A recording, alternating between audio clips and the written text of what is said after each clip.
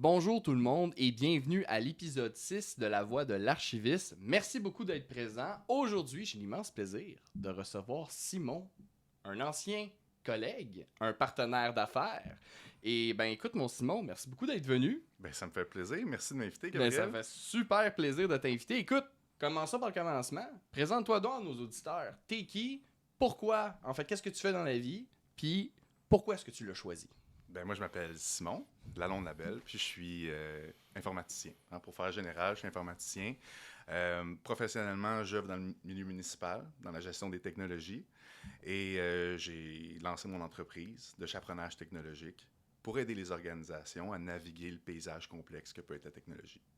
That's it. Puis moi, la question que j'ai envie de te poser là, déjà, là, parce que, tu sais, on a tout un peu notre origin story.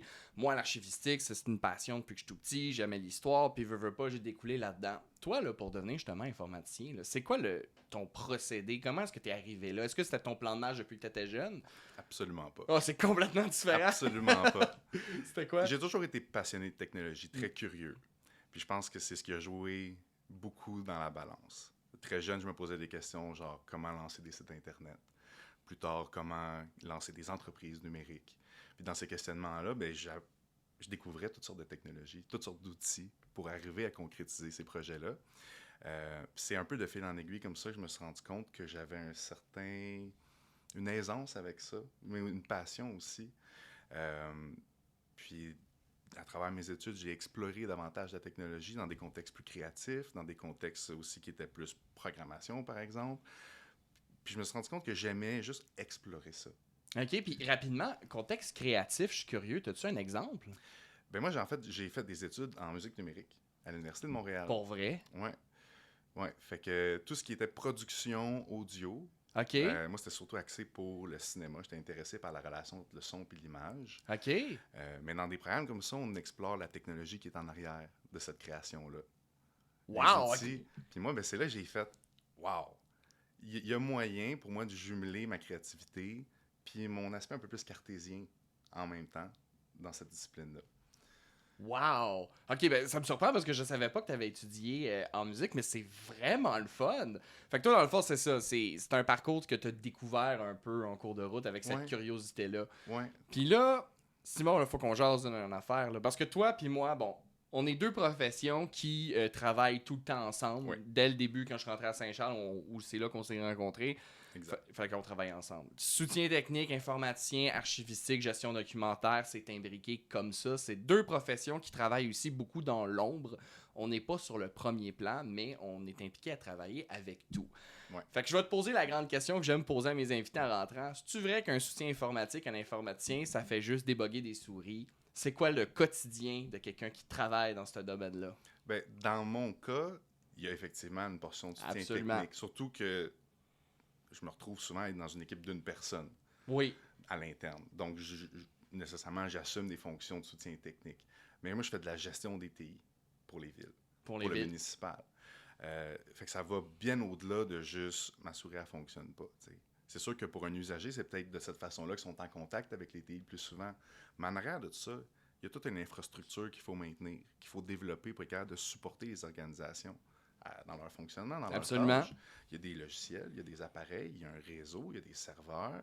Puis tout ça, ben, c'est des décisions qu'on doit prendre. Quelle solution on prend? Quel logiciel? Où est-ce qu'on met tout ça? Comment est-ce qu'on s'oriente dans ça? Fait que c'est là que moi, je rentre en jeu, puis j'aide à m'assurer qu'on reste aligné avec nos objectifs stratégiques. Donc, ma job va beaucoup plus loin que juste le soutien technique. Non, c'est c'est vraiment de la réflexion. T'as toute la réflexion, puis ce que j'expliquais souvent quand j'en parlais avec des collègues, un peu la différence, bon, TI, archivistique, tu sais, moi, c'est peut-être pas la meilleure image de représenter nos deux professions, mais j'ai comme l'impression que c'est vraiment deux professions qui travaillent dos à dos. Il y en a, l'archivistique est beaucoup sur la sécurité, l'intégrité, la gestion des documents à l'interne, mais pour travailler, ça prend les TI qui, eux, ont l'architecture du réseau, puis qui assurent la sécurité de notre documentation de l'externe, avec des pare-feux, etc. Ouais. Je sais pas, tu appelles ça des ransomware, je pense en anglais, là, quand on va aller voler les données de quelqu'un. Les rançongiciels. Les Ouais. rançongiciels, merci Exact. pour le mot en français, je le savais pas. Donc, fait que c'est ça, dans le fond, vous êtes tout au niveau de la sécurité, l'architecture, la construction. Ouais. Exact. Puis c'est quelque chose de...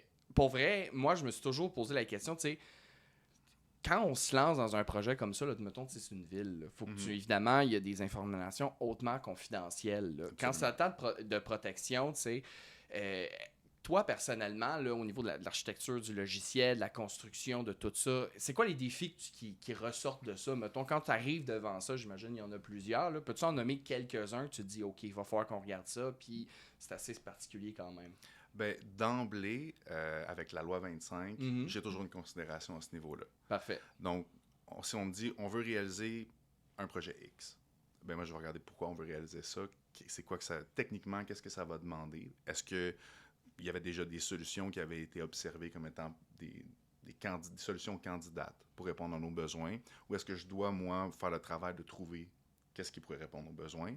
Mais quand je fais cette recherche-là ou quand j'analyse des choses qui me sont suggérées, je le fais tout le temps avec la considération de qu'est-ce qui arrive avec les renseignements personnels. Parce que c'est, dans beaucoup, beaucoup des situations, on va traiter des renseignements personnels à un certain point. Absolument. Puis, ben, il faut avoir une sensibilité à ça. C'est quoi cette information-là? Pourquoi on l'a collectée? Où est-ce qu'on l'a stockée? Est-ce qu'elle est encryptée? Puis dans le transport entre la collecte puis le stockage, est-ce que c'était protégé aussi? Puis le stockage, c'est où?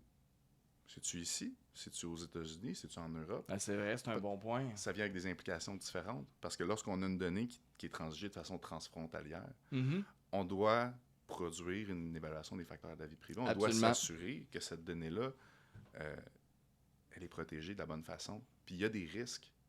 Quels sont les risques? De quelle façon est-ce qu'on peut les mitiger? Fait que ça, c'est le travail que moi, je dois faire quand que je fais face à toutes sortes de projets ou de demandes comme ça, d'implanter des nouvelles solutions ou même pour évaluer des solutions qui sont déjà en place qui peut-être ne sont pas conformes comme on l'avait pensé initialement. Fait que c'est ça. Donc, toi, tu es non seulement dans la construction, mais également la constante évaluation parce que nous, bon, au niveau de l'information, l'information change beaucoup. Mais vous, là, évidemment, je sais pas trop de quoi je parle, là, mais tu sais, tout ce qui est des attaques, des techniques pour contourner les pare-feux, ça aussi, ça l'évolue. Fait que vous devez toujours être à jour pour justement suivre l'information. Ah! Bon, time out, on va recouper. Bon, fait qu'on va reprendre notre discussion maintenant que mon verre d'eau est hors de portée. Oui. Bon, mon cher ami, excuse-moi, je te relançais sur, dans le fond, l'importance au niveau de la protection des serveurs, des réseaux. Puis ça, c'est quelque chose qui évolue, j'imagine, très rapidement également. Fait que toi, ça implique que tu dois toujours être à jour au niveau de ça. Tu dois toujours être méfiant, constamment, excuse-moi, j'ai juste l'anglicisme, on top of your game, parce que sinon, justement, les réseaux pourraient être à risque. Assurément, assurément. Puis il y a non seulement l'aspect que moi, je dois déterminer c'est quoi les risques sont où, quelles solutions prendre pour mitiger ces risques-là, mais je dois aussi guider l'organisation et les employés à travers ça. Donc, moi, je suis un gars TI. Fait que c'est sûr que j'ai une sensibilité un peu plus accrue à ces risques-là. Mais il y a des employés qui ne sont pas des gens techno, qui eux autres n'ont peut-être pas les mêmes sensibilités que moi. Fait que là, mon rôle dans les organisations municipales, notamment, c'est de guider ces gens-là, aiguiser un peu leur sens. C'est quoi qui représente, mettons, un pourriel? De quelle façon est-ce qu'on peut les identifier? Comment est-ce qu'on se protège? Qu'est-ce qu'on fait? On a cliqué à la mauvaise place, qu'est-ce qu'on fait? Qu'est-ce qui se passe? Fait que des fois même que je deviens une présence rassurante pour ces gens-là qui pensent qu'ils ont peut-être commis quelque chose de grave ou qui s'inquiètent peut-être des fois inutilement. Des fois, les inquiétudes sont bien placées, par exemple, mais juste de travailler sur développer le réflexe, d'en faire une conversation. Pas quelque chose duquel on se cache, hey, j'ai fait une gaffe, c'est pas grave, on va réagir de la bonne façon. Fait que moi, je me positionne vraiment comme quelqu'un qui est là pour aider. Fait que c'est sûr qu'on regarde des outils techno, mais la dernière ligne de protection qu'on a dans une organisation, c'est les bonnes pratiques. C'est ça qui te protège parce que tu es aussi dans la prévention. Une fois qu'il y a une attaque, il est trop tard. C'est ça.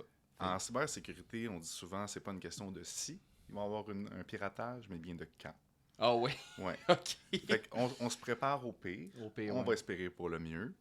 Mais il faut anticiper que ça puisse arriver, puis se doter des mesures nécessaires, comme des copies de sauvegarde, puis tous les outils de protection pour essayer de réduire ces risques-là le plus possible. Et si jamais on est mal pris, qu'on puisse se relever sans trop de dégâts. Sans trop de dégâts, c'est ça. Ouais. Puis, dans le fond, j'aime beaucoup ce que tu apportes parce qu'il y a cette réalité-là aussi en service informatique au niveau de la formation.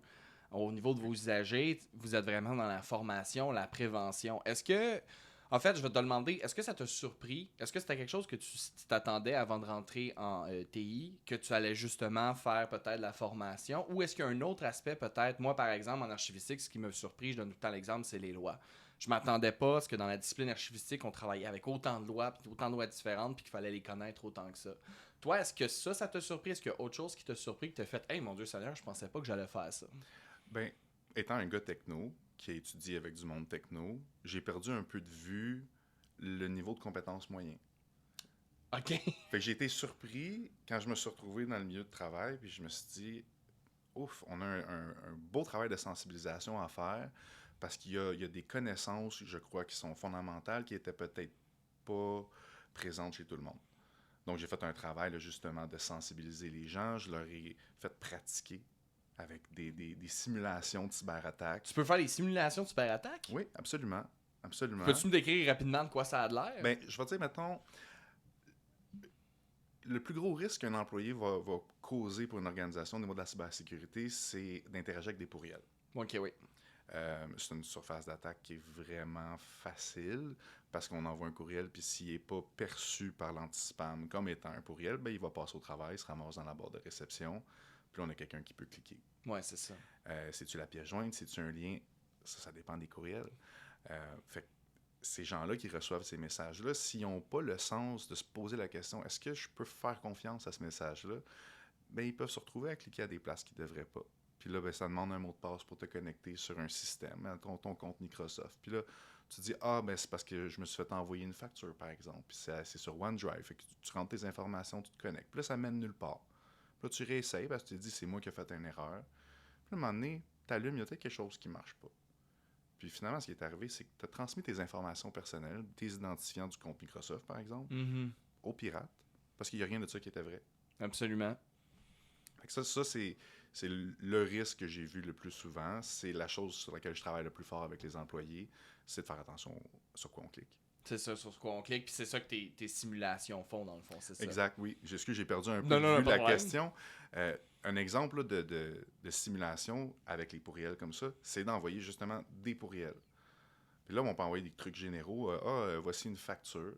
Puis là, ben, c'est un partage de documents. Puis justement, ben, là, ça nous ramène à ce que je disais. Ça te donne une boîte. Puis là, tu rentres tes informations personnelles pour te connecter, accéder aux documents. Puis il n'y a pas de documents. Mais des fois, ça va être très ciblé. Ça va te donner un sentiment d'urgence. Ça va venir chercher tes émotions humaines. Puis ça peut être quelque chose dans le genre de j'ai des photos de toi que tu veux pas que je partage, puis si tu me payes pas, ben je vais les partager. Puis là, il y a des menaces, puis comment tu fais pour savoir si c'est vrai ou non? Non, c'est ça. Quand tu n'es pas informé de ces risques-là, de ce type d'attaque-là, ben toi, tu te mets à douter réellement, y a-tu quelqu'un qui est en train de me causer du tort? Dans la réalité, fort probablement que non. C'est vraiment très commun comme type d'attaque, mais il faut le savoir. Non, c'est ça, il faut le savoir. Puis là, sinon, exactement, quand ils viennent te chercher par les émotions, il y avait un membre de ma famille, justement, qui avait eu un virus sur son ordinateur où il disait qu'il était accusé de fraude, puis que la police allait débarquer chez lui, puis là, lui, il capotait sa vie. Il a dit, mon Dieu, que j'ai fait? J'ai oublié de quoi dans mon document de taxe ou quelque chose? Mais on lui avait dit, ben, c'est fort probablement un virus, parce que la police passe pas par là pour faire ça, mais c'est un risque, tout à fait. Absolument, puis ce genre d'attaque-là, là, on parle de courriel, mais ça se fait aussi par téléphone. Oui, c'est vrai. Ça se fait aussi par téléphone, puis ça, c'est très, très difficile de déceler parce qu'on est dans une conversation. Ouais. C'est en temps réel. Versus un courriel, on peut prendre le temps d'y penser. On peut l'envoyer à quelqu'un d'autre. Tu sais quoi ton avis? Quand tu es dans une conversation au téléphone... Hey, c'est vrai, j'ai pas pensé à ça. Mais ça se passe tout maintenant.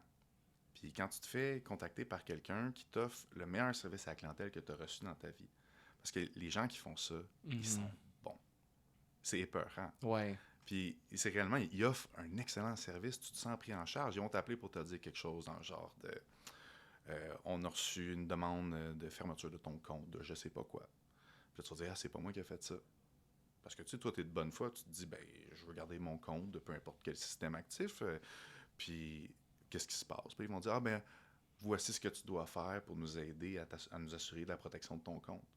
Là, toi, tu penses que tu es en train de te faire aider, mais tout ce qui va se passer par la suite va mener au fait que tu vas te faire voler tes identifiants. Tu vas probablement perdre ton accès au compte que tu essaies de protéger. Puis ça, c'est quelque chose qui est plus difficile à décerner parce que là, tu es dans un sentiment d'urgence. C'est souvent utilisé. Puis, quand tu es dans une conversation comme ça, ils vont utiliser des techniques psychologique pour te tromper, pour te manipuler. Mon Dieu Seigneur. Donc, c'est impressionnant de voir jusqu'où ça sera, mais en même temps, s'ils veulent t'arnaquer, ils n'ont pas le choix d'utiliser certaines techniques pour passer à travers, justement, déceler tes barrières naturelles là-dessus. Mais maintenant que tu en parles, je prends comme un peu plus l'ampleur de comment c'est beaucoup plus... parce que, moi, je veux dire, un appel inopportun, je veux dire, ils commencent à me parler, je m'en doute un peu, j'ai une certaine éducation au niveau informatique, je le sais bien qu'ils me le demanderont pas. Mais c'est vrai que pour quelqu'un, tu vois, je pense peut-être, là je veux pas généraliser, mais mettons nos grands-parents où l'informatique c'était beaucoup moins présent à leur époque, ben, ils sont plus à risque, puis ils peuvent Absolument. aller manipuler les gens là-dessus. Ils sont les gens les plus ciblés par ce genre d'attaque-là. En tout cas, les victimes sont majoritairement des gens plus âgés. C'est très, très fréquent. Là. C'est très fréquent, c'est ça. Puis, en même temps, je pense pas que cette question-là fait vraiment beaucoup de sens, mais je suis quand même intéressé de savoir, tu sais, mettons, là, tu travailles dans le monde municipal, petite, moyenne entreprise, est-ce que les grosses entreprises ou les grosses municipalités sont-ils plus à risque parce qu'ils ont plus de données ou on va cibler, ces gens-là vont cibler peut-être des petits organismes, peut-être qui ont moins de budget pour se protéger? Ça a-tu une importance ou, règle générale, tout le monde est à risque autant? Je vais dire qu'en général, tout le monde est à risque. Okay. Les degrés de risque ne sont pas les mêmes, naturellement, selon la nature des organisations. Une banque a des risques supplémentaires qu'une autre organisation peut-être qui ne gère pas des comptes de banque, justement. Mm-hmm. Mais toutes les organisations sont à risque. Parce qu'il y a des pirates de différents niveaux, avec différentes intentions. C'est vrai. Il y en a qui vont cibler quelque chose. Dans une banque, ça va souvent être ciblé. Oh, je vais accéder à l'information bancaire pour faire de la fraude financière. Oui. Mais il y a des pirates qui vont s'attaquer par opportunité. Ils voient qu'il y a une faiblesse. Ils ont vu qu'il y avait une vulnérabilité, ils vont l'exploiter, puis ils vont voir jusqu'où ils peuvent aller. Dans le cas des ransomware, les rançongiciels qu'on a parlé tantôt, ça, c'est fréquent. Parce que tout ce que tu as à faire, c'est rentrer, tu trouves une porte, tu rentres dans le système de l'organisation, tu gèles tout en forçant une demande de rançon. Quand même que l'organisation n'a pas d'argent pour payer, le pirate, il s'en fout. Là. Ouais, non, lui, il va faire ça jusqu'à temps que quelqu'un paye, puis il va continuer de le faire après que ça ait payé. Là. Fait que je pense que tout le monde est à risque de ça. Il faut faire attention, parce que ça coûte cher sur le lever de ça. Ben justement, tu m'amènes sur ma prochaine question. Comme tu disais, tu es dans la prévention, on veut pas que ça arrive. Mais quand ça arrive, Simon, tu parles des coûts. Là. Comment est-ce qu'on s'en sort? Est-ce qu'on peut s'en sortir une fois que quelqu'un a passé justement par cette porte-là? Oui, absolument. Avec les bonnes mesures préventives, oui. Avec les bonnes mesures préventives. Oui, c'est ça. C'est sans copie de sauvegarde, c'est difficile. C'est très difficile. C'est difficile d'aller reculer en arrière. Mais même avec des copies, il faut se poser la question, ça fait depuis quand est-ce qu'on est compromis? Je ne me rappelle plus des chiffres exacts, mais il y a des études qui montrent que les pirates vont entrer dans un système, ils vont l'infecter si on veut, mais ils vont attendre avant de se faire voir, avant d'activer par exemple le rançongiciel. OK. Donc, ils vont rester en dormance. Comme ça, ils sont inclus dans les backups, dans les copies de sauvegarde. Oh mon Dieu Seigneur! Donc là, si tu as 3 mois de copies de sauvegarde, mais ça en fait 6 qui sont là, quand même bien que tu remontes 3 mois en arrière. Ils sont encore là. Fait que là, faut que tu trouves son où, il y a moyen de faire un ménage, mais c'est complexe, puis ça coûte cher. C'est le bout qui est le plus coûteux. C'est quand tu fais rentrer des équipes de cybersécurité pour travailler sur faire le ménage là-dedans. Oh mon Dieu Seigneur! Puis, encore une fois, tu sais, on est tout le temps dans la prévention de nos deux métiers. Quand on se recevait dans le dernier épisode, Mylène, on jasait justement que quand, mettons, la moisissure s'installe dans un centre d'archives, il est trop tard. Là. C'est très compliqué. Il y a 50% de chances qu'un document affecté soit réactif par XY raison. Il est plus vulnérable. Ça se réactive à cause de la température. Il faut intervenir avant parce que c'est là que ça coûte hyper cher. Un autre exemple que je peux donner, c'est les contrats d'exterminateurs. Les exterminateurs pour les insectes, ben, c'est centres d'archives. Bon, ben, c'est plein de matière organique à grandeur. Fait que pour des insectes, c'est parfait. Le but, c'est d'intervenir avant la catastrophe. Parce qu'une fois que tu as une infestation, il est trop tard. Là, c'est super dur à déloger et ça coûte excessivement cher. Fait que mon Simon, je vais t'amener sur une autre question. Oui. Parce que tu étais mon collègue. Maintenant, tu es mon partenaire d'affaires. Oui. Simon, parle-nous donc un peu de ton entreprise. Bien, certainement. Mon entreprise s'appelle Numérinor. Puis, c'est du chaperonnage technologique que j'offre comme service. La mission, c'est vraiment d'accompagner les organisations, les dirigeants dans leur prise de décision au niveau des technologies. Parce qu'il n'y a pas toutes les organisations qui ont des équipes à l'interne avec les expertises nécessaires pour mener à bien X, Y, Z projet. Donc moi, je suis vraiment là comme une ressource pour faciliter ça, mais garder les recommandations alignées avec les stratégies d'affaires de l'organisation. Donc, moi, je suis là pour faire du conseil, pour guider. Je suis pas là pour vendre des logiciels ou des licences. Mon but, c'est vraiment de trouver des réponses à nos questions, de trouver des solutions à nos problèmes, puis de le faire à travers des outils technologiques. Donc, moi, ma vocation est vraiment d'accompagner, d'aider. C'est vraiment du support, de la consultation.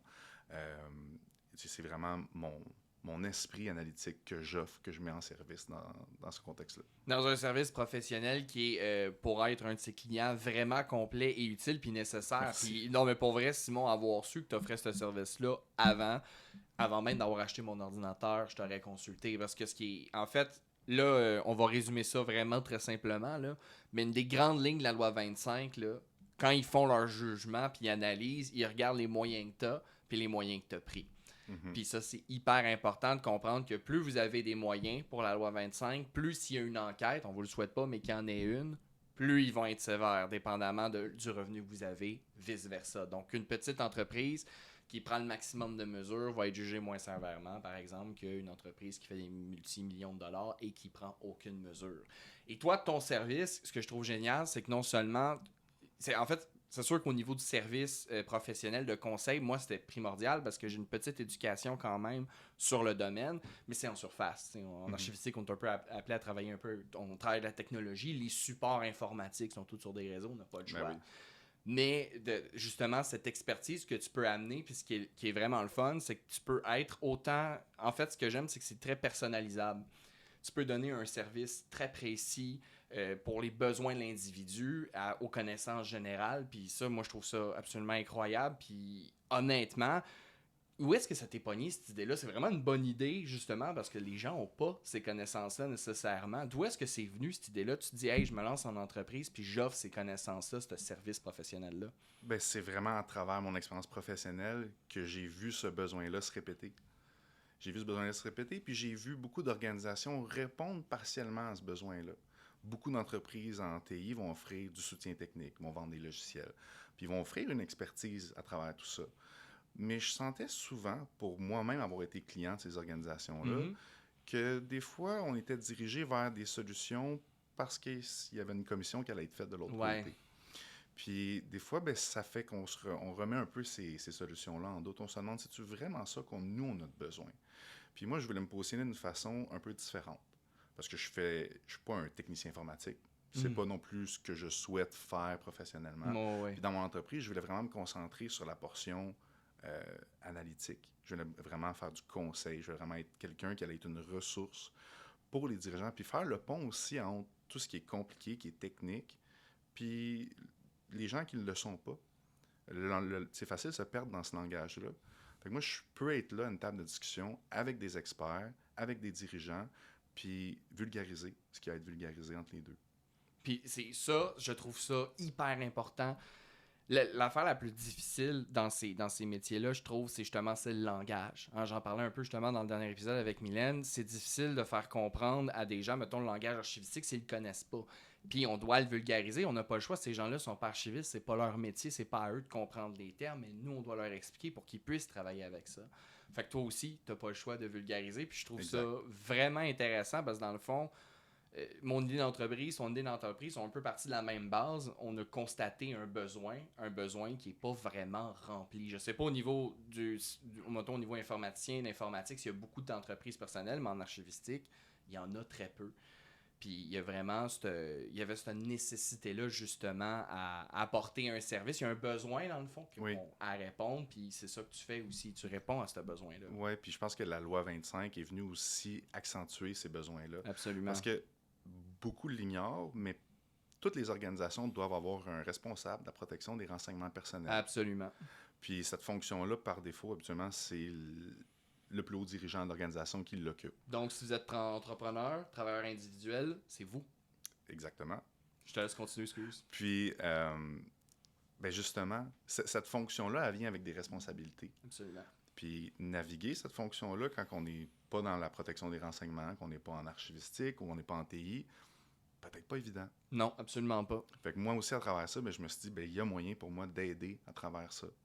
Fait que quelqu'un qui est responsable de la protection des renseignements personnels dans son organisation, qui a besoin d'être guidé à travers ça, qui veut bien le faire, ne serait-ce que pour protéger l'information. Je veux dire, une entreprise qui se ferait pirater, qui met en péril les informations privées qui lui sont confiées, c'est une entreprise qui couvre un grand risque Absolument. pour sa pérennité. Donc, moi, je me place comme une ressource pour accompagner là-dedans. Absolument, puis tu le fais bien de le mentionner. T'sais, non seulement il y a des coûts au niveau, par exemple, si jamais il y a un piratage qui est effectué, ça coûte des coûts assez astronomiques récupérer l'information, mais veux pas, quand ça t'arrive, ton entreprise, elle a ça à son dossier, elle a eu une fuite de données, puis il y a des gens qui vont perdre confiance, il y a des gens qui vont peut-être quitter l'entreprise. Fait que ça va encore plus loin que les coûts astronomiques que ça va te coûter, c'est de récupérer le tout. Oui, parce que se relever juste des données qui ont été corrompues, c'est une chose, mais relever sa crédibilité, c'en est une autre. Non, c'est beaucoup plus compliqué. Ouais. Puis la loi 25, tu le mentionnes bien, je pense que justement, c'est dans la lettre que tu m'avais envoyée, tu m'avais envoyé un lien sur la loi 25, puis c'était écrit dans les 3 points, il y avait 2 points, et 2 de ces points-là, c'est pour être conforme à la loi 25, consulter vos TI, vos informaticiens, soutien technique, gestion documentaire. Mm-hmm. C'est vraiment, cette loi-là nous appelle à prendre une place sur la gestion documentaire et la protection des réseaux. Et c'est clair que pour votre entreprise, ça va être important de faire affaire avec les deux. Vous allez avoir besoin de savoir que votre architecture est sécuritaire, que vos appareils... Ça, c'est une affaire, je veux te lancer, là, c'est pas tellement... Moi, c'est quelque chose qui me fascine, c'est les appareils. Parce que moi, là... J'ai des locaux en archivistique avec des boîtes. Ouais. C'est assez simple. J'ai un réseau avec des documents, des fichiers. C'est assez simple. Ouais. Toi, tu as des ordi, tu as des serveurs, tu as des téléphones. Puis là, les gens, des fois, ils se connectent sur un téléphone personnel. Ouais. Comment tu gères ça? Ouf, ça, c'est une grosse question. Ça, c'est une grosse question. Je ne sais pas par où commencer pour répondre à ça. Comment je gère ça? C'est vraiment un morceau à la fois, premièrement. Mais il faut aussi voir quel de ces morceaux-là s'imbrique dans quel de ces autres morceaux-là. Je sais pas si ça fait du sens comment je pense que je comprends, oui. On a un réseau. C'est une architecture. Physiquement, il y a des appareils, il y a du câblage. Puis dans un bâtiment, ça nous permet de se connecter. On se connecte à quoi? À Internet. Oui. Mais il y a plus que ça. Souvent, il peut y avoir des serveurs. Mais les serveurs, c'est des ordinateurs d'une certaine façon. Ils n'ont pas les mêmes fonctions que les postes de travail qu'un employé va utiliser, mais ça demeure que sensiblement, c'est ce à quoi ça correspond. Puis, là, tu parlais des téléphones, par exemple. Les téléphones aussi, s'ils sont des téléphones IP, ils vont sur le réseau. Fait qu'ils doivent être connectés à cette infrastructure-là. Tous les postes de travail aussi, les téléphones aussi.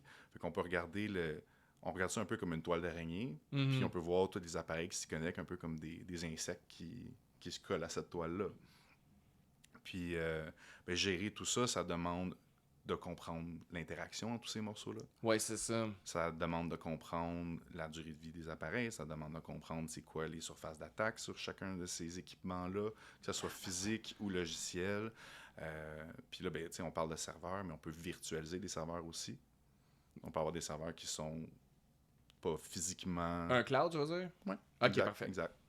C'est pas nécessairement un cloud, mais ça peut être cloud. OK, ça peut être cloud. Tu vas avoir un serveur virtualisé qui est hébergé localement sur une machine physique. OK, ouais. On a un serveur physique qui peut, lui, héberger justement plusieurs serveurs virtuels. OK, parfait. C'est une façon de créer une architecture qui nous permet de supporter différents types, par exemple, de logiciels ou différentes fonctions au sein de l'organisation. OK, parfait. Là, quand je dis fonction, je parle, on peut se créer un serveur juste pour les imprimantes.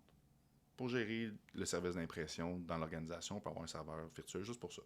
OK, je savais pas. Ça peut être très, très spécifique, comme ça peut être très général. On peut avoir tout sur la même machine. Ça dépend des besoins de l'organisation. Puis là, on a des gens qui sont des experts. On appelle ça des sysadmins, des administrateurs système. Puis eux autres, c'est vraiment les gens qui sont les mieux placés pour déterminer c'est quoi la bonne façon de structurer tout ça pour les besoins de l'organisation. Wow! Fait que dans le fond, c'est ça. Mon Dieu Seigneur. Là, je comprends un peu plus la complexité que ça représente. Non seulement tu as un paquet d'appareils à gérer, mais il faut que tu comprennes comment tous ces appareils-là, parce que chacun a son risque qui lui est propre, dépendamment de son utilisation. Il faut que tu comprennes l'usager, comment il l'utilise, comment son utilisation met à risque, comment l'appareil, quand il se connecte avec le réseau, etc., met les autres appareils à risque. Fait que c'est tout un travail être informaticien, mon cher. Oui, puis il faut comprendre aussi comment jongler les différentes expertises, parce que c'est un domaine très vaste avec plein de spécialisations. Mhm. J'ai mentionné les administrateurs système, mais il y en a plein d'autres. Fait que de comprendre qui fait quoi, qui est responsable de quoi, puis c'est qui les bonnes personnes pour répondre aux besoins auxquels on veut répondre. Ça, c'est un des défis aussi que je vais croiser quotidiennement. Parce que là, tu sais, un administrateur système, un administrateur réseau, c'est assez évident. OK. On va se retrouver dans des situations, des fois, qu'on va se demander, mais c'est qui ferait ça? Là, il faut trouver les experts. Parce que la technologie, elle est dans tout. Hein, mettons, je pense à Saint-Charles-Borromée. On avait un parc, je ne sais pas si tu te rappelles, Ouais, le ouais, je parc m'en de la souviens. maison Antoine Lacombe. Puis là, il y avait des installations son-lumière là-dedans. Ouais. C'est pas des TI à proprement parler, mais il fallait mettre du réseau. Ça, c'est des TI. Ouais. Sauf que là, les lampes, ils communiquent avec le réseau. Ben, ça vient toucher TI aussi. Mais les lampes, en soi, c'est pas des appareils typiques qui Non, appartiennent non, aux TI. Fait que là, c'est de trouver les gens qui sont des experts dans ces lampes-là, puis on travaille de concert avec eux. Parce que au TI, ben, on peut pas prétendre tout connaître. Il y a trop de choses à connaître, puis souvent, tu vas retrouver dans une même équipe des gens qui ont peut-être la même fonction, mais des compétences complètement différentes. En fait, moi, ce qui me fait capoter, c'est comment le monde est immense. Je sais pas si c'est pas parce que je suis dedans, mais t'as l'air de le dire, c'est comment c'est diversifié. Là, tu parles, t'as fait un parcours en musique numérique, tu parlais des lumières, les caméras, le système de surveillance des caméras, c'est un exemple, les réseaux, les cellulaires.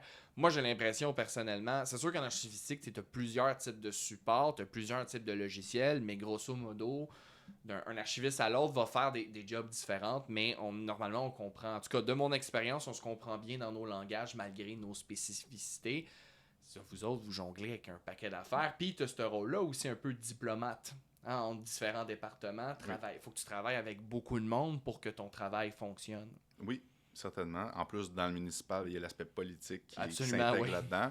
Donc, c'est sûr que faut sortir les gants blancs des fois. Disons ça comme ça. Puis, quand on ne veut pas, dans tous les domaines, quand on interagit avec des gens, ben, les gens ont des humeurs, les gens ont des préférences, les gens ont des frustrations. Puis, mon expérience est que la technologie, quand ça ne fonctionne pas, ça frustre assez vite. Coupable. Faut être patient, de moi avec moi-même, mais aussi avec les autres, parce que oui, des fois, on reçoit la frustration qui n'est pas dirigée vers nous, mais qui est quand même reçue. Là. C'est toi l'intervenant. Fait que quand ils viennent te voir, ils sont pas contents. Ça arrive. Ça arrive. Ouais. Non, c'est normal. Puis d'ailleurs, je te lance sur une autre question. En archivistique, on a parlé beaucoup de la gestion du changement. En archivistique, l'information est appelée à changer. Les législations, loi 25, modernisent, on change. On est des agents du changement. On amène beaucoup de changements dans un organisme. Puis tu parles justement de des fois, il faut prendre des gants blancs, cette confrontation qui est normale. Même chose en archivistique. Quand on débarque dans un département, normalement, c'est parce que quelque chose doit changer, parce que l'information, elle bloque ou elle se rend pas. Toi, tu dois en faire en maudit aussi, excuse-moi l'expression en québécois, de la gestion du changement. Parce que voyons donc, je parle de l'information comme sur support, que ce soit les fichiers, les types, les PDF, tout évolue à travers le temps. Les téléphones, les ordinateurs, les CPU, les motherboards, chaque pièce évolue à travers le temps. Comment tu fais? Peut-être, as-tu une technique pour essayer de rester à jour? Comment tu fais ça? Mais pour gérer les changements, écoute, ça prend quand même une approche nuancée. C'est pas one size fits all dans une situation comme ça. Absolument. Ça dépend à qui on s'adresse. C'est qui va être impacté par ces changements-là. Puis dans les organisations, des fois, on peut connaître les gens individuellement. Puis on peut prendre en considération très précisément quel genre de réaction pourrait survenir après un changement. Il y a des organisations plus grandes dans lesquelles, par exemple, on ne peut pas prendre en compte les préférences individuelles ou les réactions individuelles. Puis là, ça peut être un petit peu plus compliqué. Mais je pense que c'est important, c'est de communiquer adéquatement. C'est quoi les changements qui vont être faits? De quelle façon ils vont être faits? Les impacts? Puis de supporter en prévention et une fois que les changements sont effectués. Absolument. Parce que c'est une chose de déployer un logiciel puis de se dire, on va apprendre à l'utiliser, mais ça crée de la friction au quotidien, puis ça crée des frustrations, ça crée des situations dans lesquelles les gens se sentent peut-être moins performants parce qu'ils étaient habitués à quelque chose, puis là, ça a changé. Absolument. Fait que c'est de les accompagner à travers ça, dans la patience, naturellement, parce que c'est, je pense, qui est le plus utile quand on fait face à des situations qui sont peut-être frustrantes suite à un changement. Puis les outils de travail, là, on les utilise au quotidien, on devient habitué, ça devient comme une seconde nature. Puis des fois, juste un update vient changer la forme des boutons ou leur positionnement. Ouais. Puis là, on est tout mélangé. Puis fait que moi, je dois vraiment rester à jour sur, justement, quand il y a des mises à jour qui sont faites, qui viennent créer des modifications. Puis je dois être aussi à jour sur qu'est-ce que je sais que les employés s'attendent de retrouver comme outil.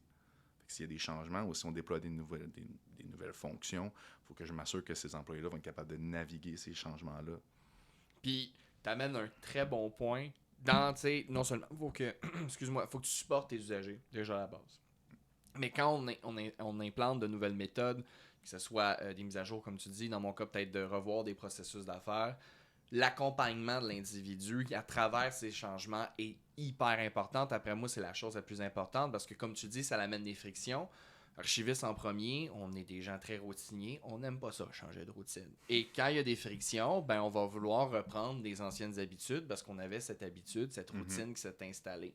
Donc si on implante le changement dans une unité, mais qu'on fait aucun support, premièrement, il va y avoir beaucoup de frustration, ce qui est normal. Deuxièmement, les gens vont retourner à leurs anciennes habitudes parce que justement, c'est tout à fait humain. On prend le chemin qui a le moins de friction, tous les humains fonctionnent de la même façon. Exact. Ben écoute, mon Simon, c'était génial de t'avoir avec moi. J'aimerais ça, sur une note finale, j'ai une question à te poser. Ouais, vas-y. Simon, je pose tout le temps ça à mes invités avant qu'ils partent. C'est quoi le scénario que tu as fait dans ton parcours professionnel où tu t'es dit « Oh Seigneur, pourquoi j'ai choisi cette profession-là? Ta pire journée, la catastrophe, tu t'arraches les cheveux de la tête. » Écoute, il y a vraiment une période de 2 semaines.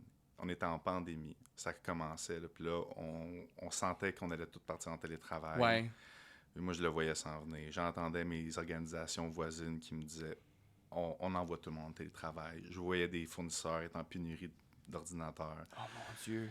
Puis là, moi, j'étais dans une organisation qui n'était pas prête au télétravail. On avait les outils en place. On était capable de le faire, mais au niveau matériel, on n'avait pas ce qu'il fallait. Beaucoup des employés travaillaient sur des tours. Oh mon Dieu, oui.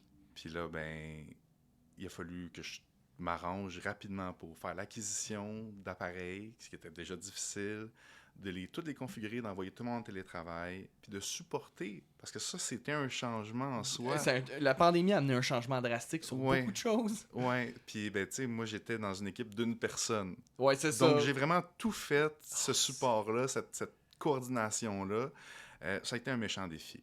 Bon, je vais te dire, j'étais content quand j'étais rendu de l'autre côté. Ben oui, mais c'est ça. Ouais. Tu vois, c'est un bon détail que j'avais même pas pensé avec la pandémie. Nous, je sais que c'est poche parce que là, il faut travailler. Ça se fait travailler à distance, mais je sais que c'est dur, surtout quand tu as du papier, c'est sur place. Naturellement. Mais moi, j'ai rien eu besoin de commander. Là. Je veux dire, moi, on m'a donné un laptop. C'est un gars DTI qui m'a apporté mon laptop, mais j'ai pas pensé que pendant la pandémie, les laptops, ça devait se faire rare en maudit. Il se faisait rare, il se faisait cher. Ah mon Dieu Puis, Seigneur. c'était une période très chargée. Comme, pour tout le monde, c'était difficile. Fait que, ouais, moi, j'en garde un souvenir. Je suis très fier aujourd'hui d'avoir passé au travers ça. Félicitations. Merci. Tu sais, d'avoir supporté une organisation au complet comme ça, une ville au complet à travers la pandémie, à travers le télétravail. Je suis vraiment fier d'avoir fait ça. Mais sur le coup, j'avais hâte que ça finisse. Eh ben, je te comprends.